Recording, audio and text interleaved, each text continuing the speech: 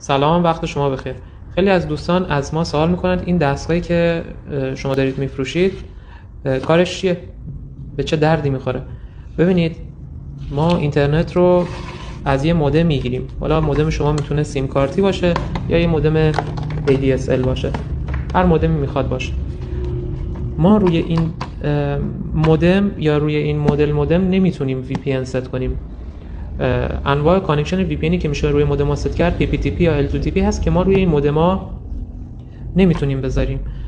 بنابراین به یه دستگاه واسط نیاز داریم به نام روتر میکروتیک اپل لایت که شما به این دستگاه وصل میشید. یعنی شما به جایی که به وای فای این مودم وصل بشین، به وای فای این دستگاه وصل میشید و VPNی هم که روش سوار شده، شما به این که وصل شده میتونید از اون VPN استفاده بکنید.